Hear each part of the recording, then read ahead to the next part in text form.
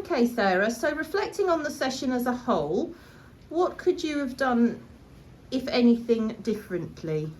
I think I would have started the circle with William in the middle of the arena rather than in the corner, because I found that made it difficult for me to get my utilise my rope and get him out of my space.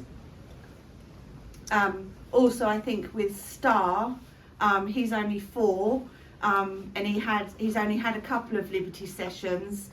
He's very inexperienced, and that clearly showed. I didn't want to knock his confidence within that session by trying to shut him down or stop the flow.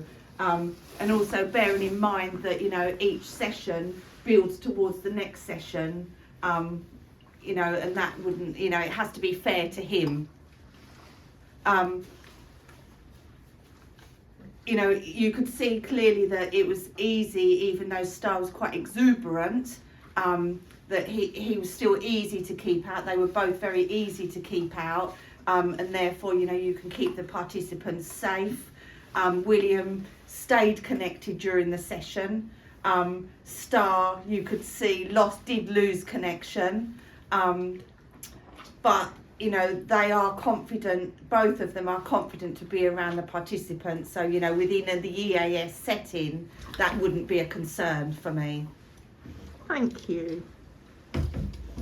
Okay, so could you please perhaps verbally assess both the horses that you worked with today, specifically referring to their type, age, size, any health issues, their capabilities with regard to EAS, including temperament, training, behaviour issues, engagement, enjoyment and motivation? Yes, sure. So William, his type is, he's an American quarter horse, that is his breed.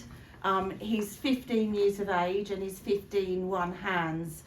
His temperament is good for equine assisted services. You know, they're known for their temperament, his particular breed, and you know, I know there are lots of centres that like to have American quarter horses within that because they are very laid back characters, very friendly, very trainable. You could see that William's character, he was much more introverted within the session, and that does help participants that are introverted because they can actually relate to him when he doesn't want to move his feet, and it's not that he's grumpy or anything like that, it's just his character. So he makes a very good EAS horse. He doesn't have any behaviour issues. He engages well with people, he likes being around people, he enjoys doing things, and he gets motivated, but not so much within a session with Star. Training him is easy. They're a very easy horse to train and very laid back, as you can see him even standing here now. Are you laid back? With Star is much younger. Star is 4 and he's a Welsh mountain pony. He's obviously a lot smaller. He's about 12 hands. So that makes also a good EAS pony, you know, because obviously our participants are all different sizes and ages. He also doesn't have any health issues. He has a lovely temperament, which obviously is, you know, nice being around the participants. He's very people friendly. Star's more extroverted, so lots of our extroverted participants can relate to him, that when they want to move their feet, Star will move his feet with them.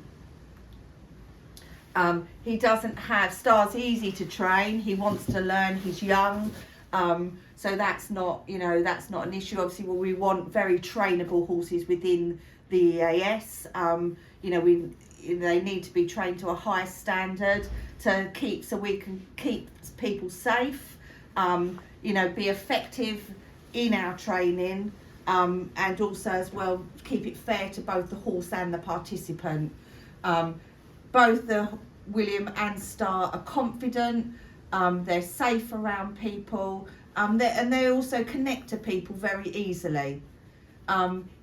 William enjoys work, they both enjoy work, but it just appears in a different way. But that's still, again, like I say, with the participants that we get within the EAS, they're all very different, and they can all reflect on their horses' stories and see themselves within that. Thank you.